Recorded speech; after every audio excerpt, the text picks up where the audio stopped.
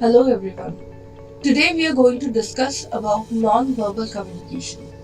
So when we talk about non-verbal communication, we are talking about transmitting meanings through our facial expressions, through our body position, our eye contact, the way the gestures we make, the clothing we wear, the tone of our voice, the speed with which we speak, etc. All these things fall under non-verbal communication. And trust me, they speak a lot more than what we try to communicate verbally.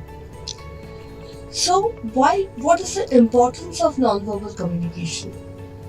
The most important factor that is important about non-verbal communication is that we get instant feedback from a non-verbal communication.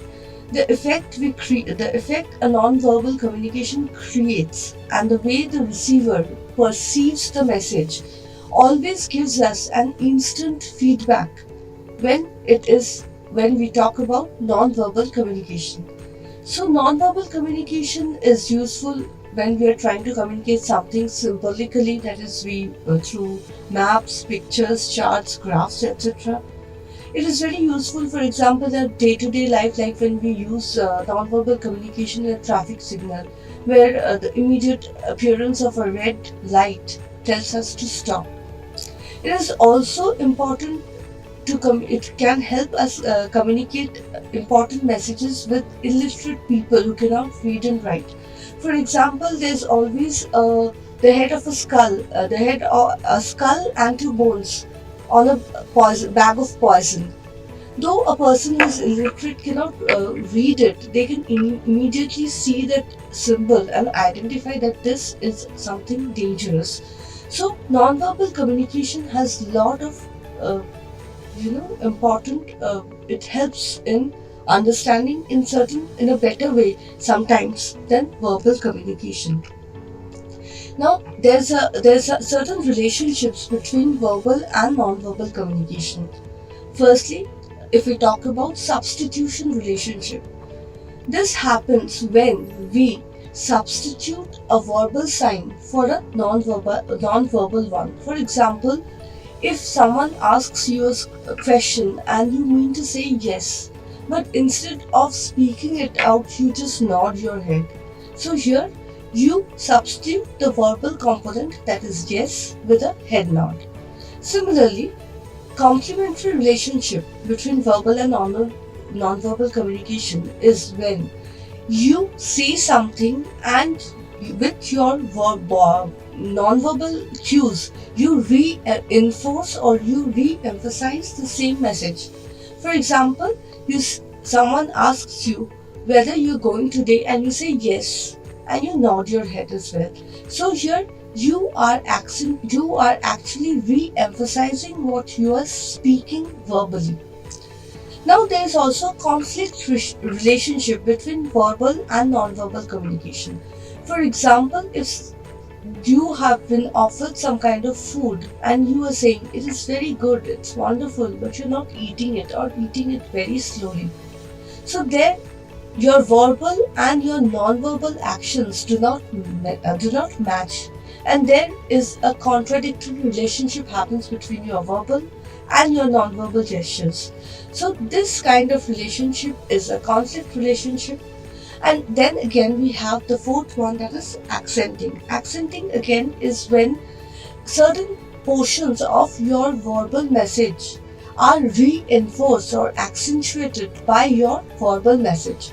Suppose you're very angry with someone and you say, I won't do this, and you bump your fist. You bang your fist on the table. So here you are reinforcing your message with a non-verbal gesture. Now, when we talk about non-verbal communication, we can again divide it into various types. Non-verbal communication can again be divided into body language or kinesics, paralanguage, that is when we study of how people verbalize something, proxemics, or the way people use space to communicate, chronomics, the way people use time dimension, and haptics, that is touch language.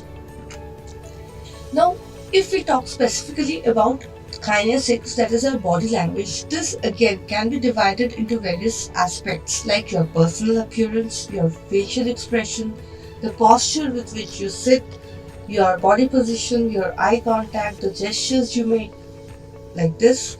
So, every element of your body speaks to a person. If you're dressed properly, dressed neatly to the occasion, then people immediately have an impression that this person has given due thought to dressing up, and this person is reliable, maybe responsible, has a good time management, cares about how he appears, has put in a lot of thought to dressing up, so he respects this kind of the meeting that we're having. So immediately a lot of things come into a person's mind when your personal appearance, people take into account your personal appearance. Again, your facial, if we talk about your facial expression, the way, if you have a very smiling, engaging face, immediately people open up to you. Similarly, if you have a frowning face, people not be able to come and relate to you, talk to you as openly as they would like. Eye contact. If you're making eye contact directly, people might think that you're confident. And if you're not making eye contact, people might think that you lack confidence, or maybe you're hiding something, you're not a very open person.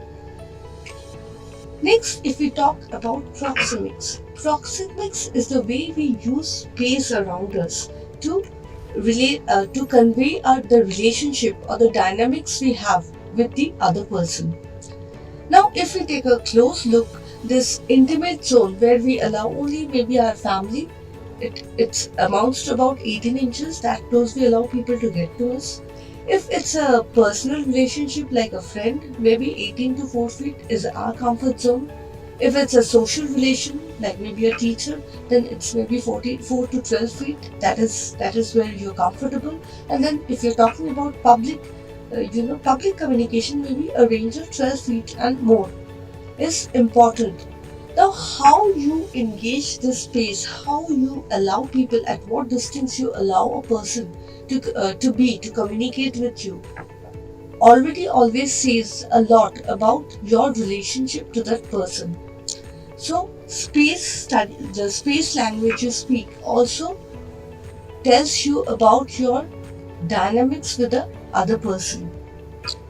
Next, if we talk about chronemics, it involves the meaning given to time dimension when we are communicating to someone. A person, for example, who always gives his work on time, always replies to your message, always is punctual, immediately gives an impression that he is a hardworking, loyal person. Similarly, a person who never comes at a point allocated, who never gives his work on time, comes across as someone who is lazy, who is irresponsible, who does not give enough attention to time, who lacks time management skills, and as such cannot be depended upon. So the way you the way you use time also speaks a lot about you, and also makes a statement. The way other people respond to your time management also speaks a lot about them as well. Next, haptics or touch language. Often physical contact also gives us a lot of revealing clues about how we communicate. Suppose if you meet a stranger and you give a firm handshake, open, firm, confident, strong handshake, it immediately tells that you are interested in knowing about that person and that you are a confident person yourself. Next, we come to paralanguage. Paralanguage is the way a speaker verbalizes his speech, how he speaks, how he modulates his voice according to the situation, the speed at which he speaks, the pauses he takes, the volume variation, and then also the non-fluences that comes in his speeches. Now, when we talk about non-fluences are the filler words that people use usually, and all these things which we often sometimes consciously and unconsciously use because we are grasping for the right word at the right time. Now, one thing that is good about non-fluencies is that if we are conscious about it, we can actually work on that, we can improve our vocabulary, and by consciously being aware, try not to use them so that our speech becomes less interrupted and people can focus on what we are saying. Then, another most important thing in paralanguage is word stress.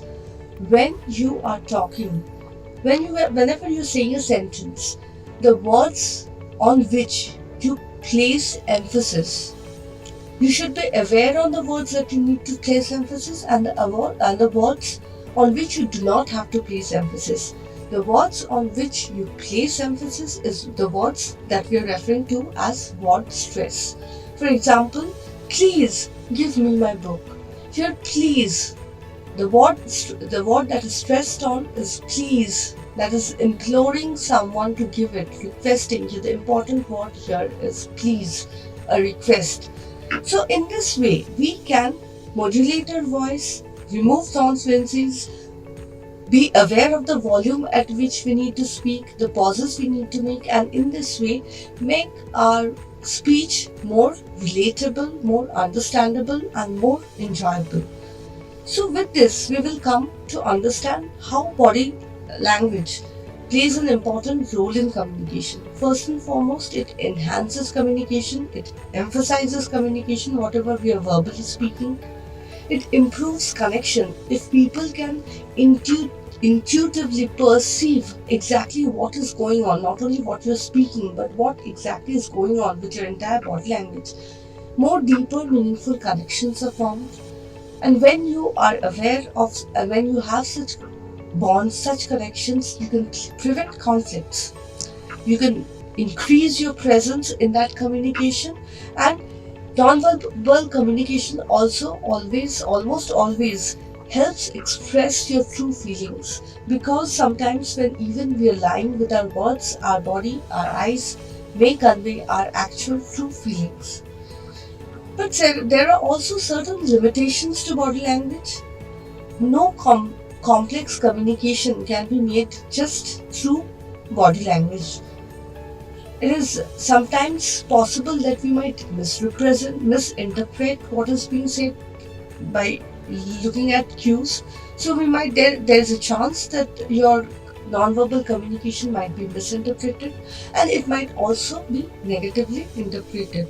So with this, in this video we have learned that what is nonverbal communication, what are the various aspects of nonverbal communication, what is the importance of nonverbal communication, what are the various types of nonverbal communication, the advantages of nonverbal communication, as well as the limitations of nonverbal communication. Thank you.